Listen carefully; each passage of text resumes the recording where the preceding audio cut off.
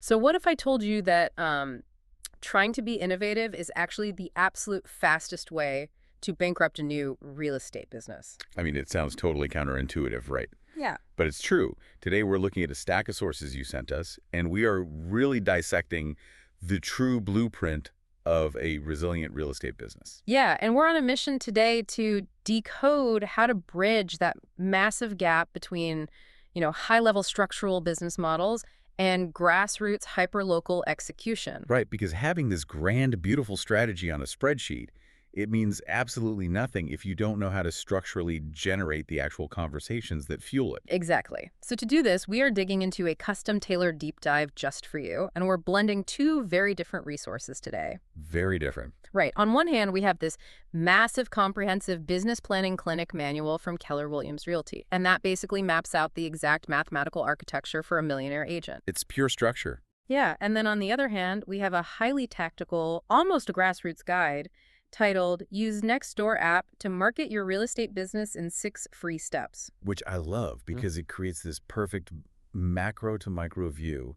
We have the rigid framework of the business on one side, and then we have the fluid psychological reality of modern lead generation on the other. Totally. So let's start with the architecture side of things. The Keller Williams manual actually kicks off with that quote I mentioned earlier, implementation before innovation. Yes, such a powerful concept. It is, and the manual actually spends a ton of time busting the myths that independent contractors hold on to about business models. Oh, the ego of the independent contractor. Right. The big myth being this psychological hurdle that models somehow limit your freedom or that they're just, restrictive opinions that hold you back. Well, and it makes sense because people get into real estate because they want to be their own boss. They want ultimate autonomy. Yeah, they want to call the shots. Exactly.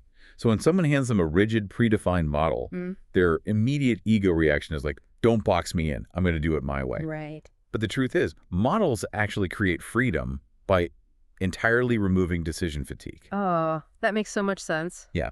By relying on a proven model for stability, you don't have to spend your mental energy figuring out how to process a transaction or how to allocate your marketing budget. It's already done for you. It really makes me think of the difference between cooking and baking. Ooh, I like that. How so? Well, like if you just throw some ingredients in a pan that's pure creativity, you might get a really good stir fry, right?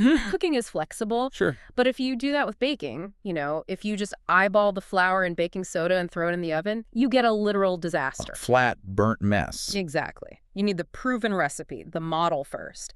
Once you have the core cake structure down, then you can get creative with the frosting. That is a perfect analogy. And the Keller Williams manual actually ties this directly to what they call natural ceilings of achievement. Natural ceilings. Yeah, everyone has a natural ceiling. If you build your business purely on creativity and reinvention, sheer willpower and natural charisma will only take you so far. Right, you just run out of hours in the day. Exactly.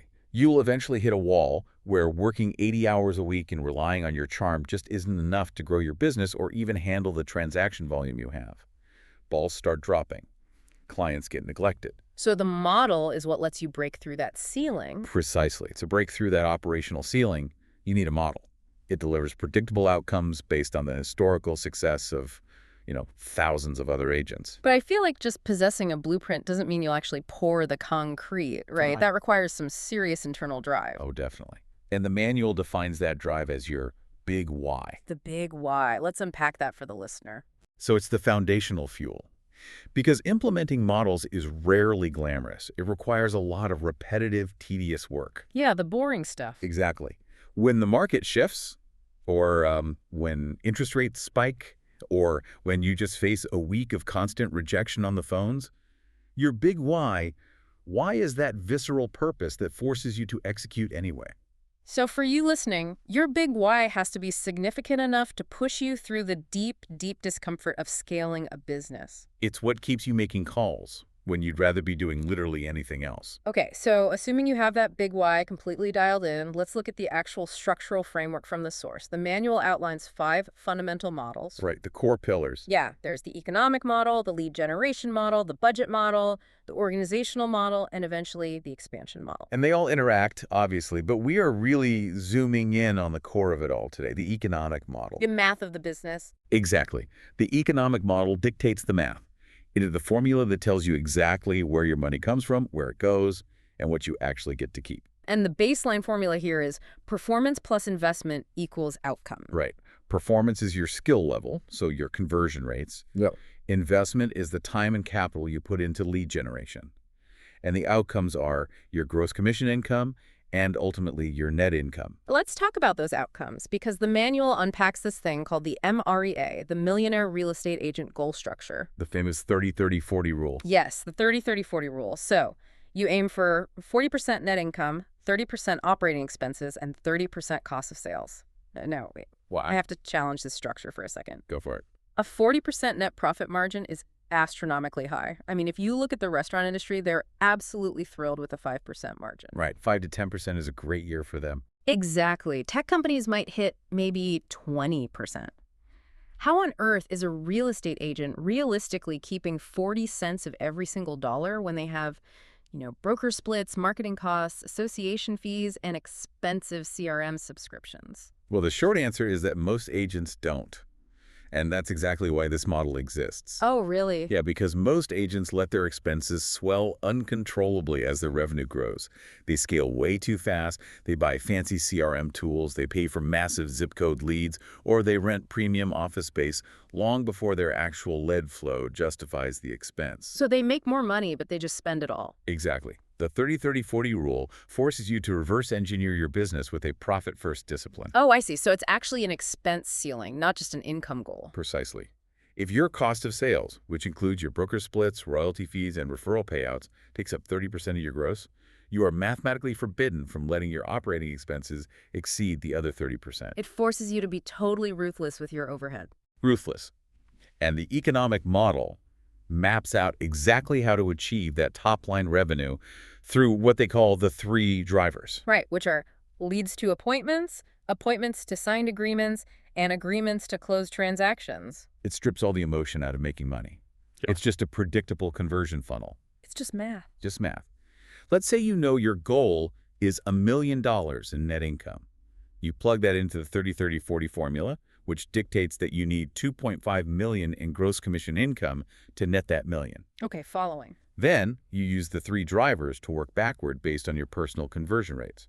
But you have to actually know your own numbers for this to work. Oh, absolutely.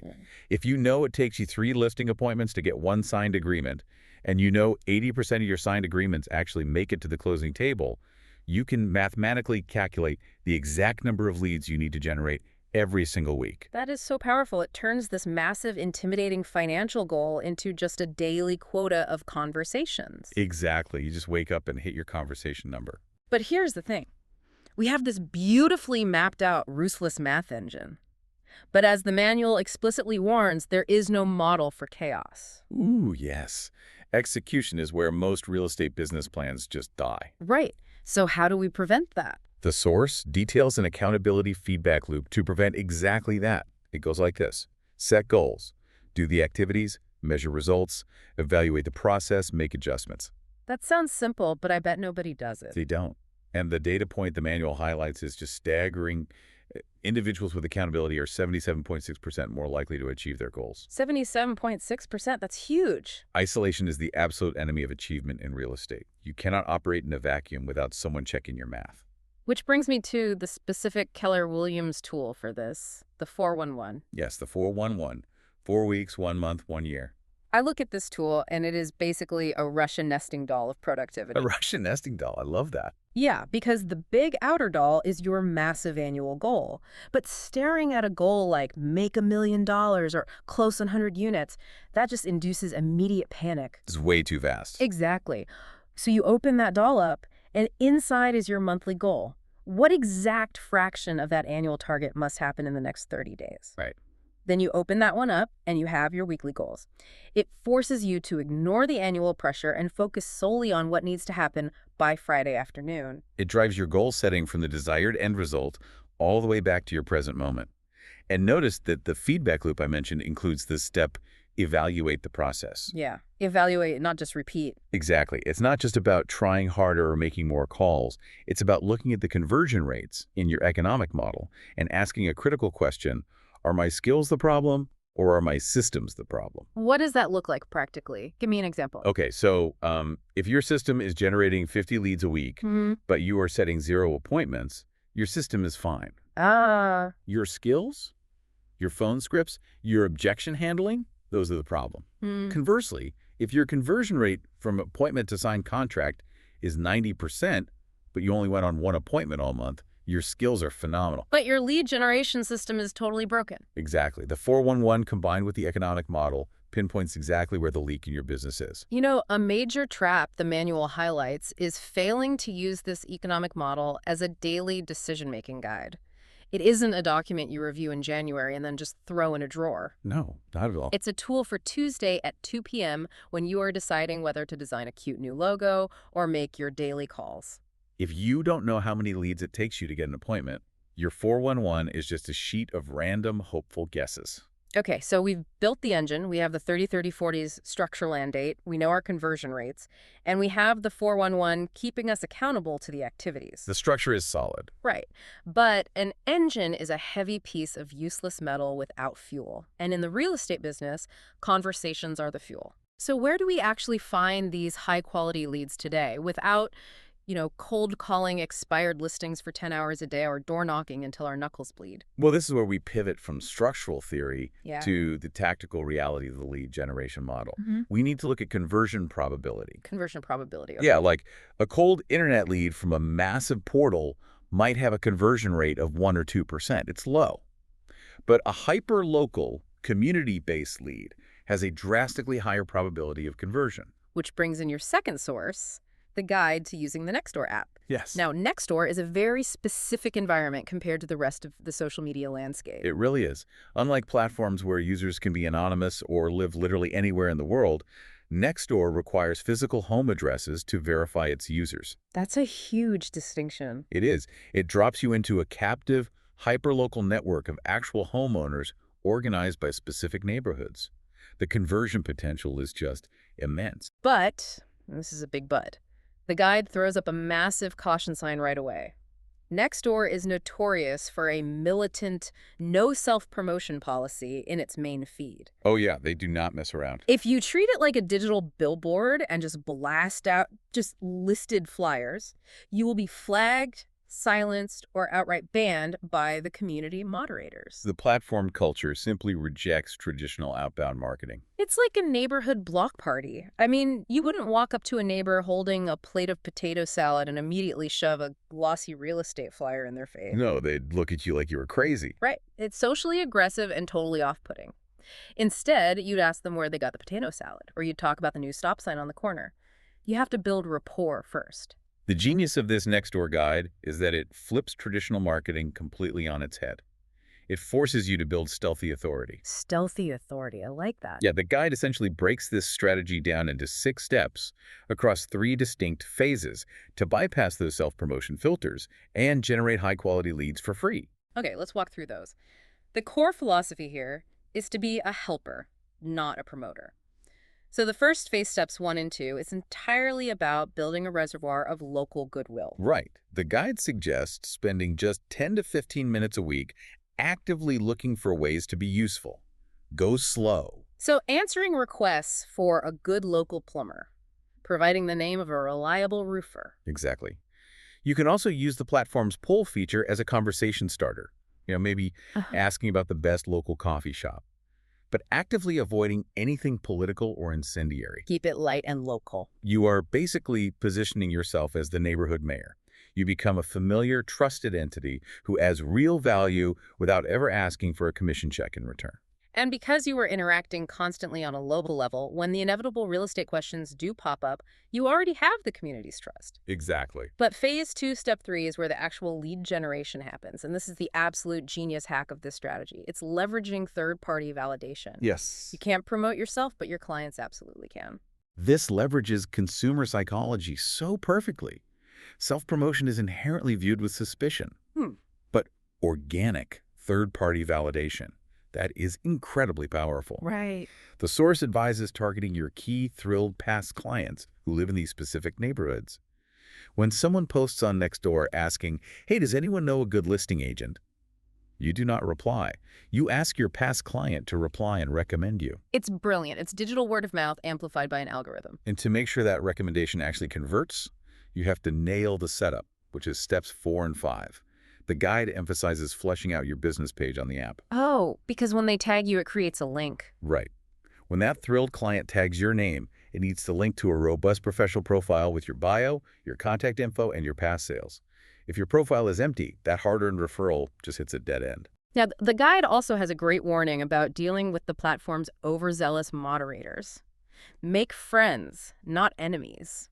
You can post non-promotional market data like, a quick update on neighborhood housing inventory, but the second you include a call to action like call me to list your home, the moderators will just nuke the post. You have to walk a very fine line. Right. You're offering raw data as a community service rather than a sales pitch, Right. which naturally leads to step 6, the final phase. Yeah.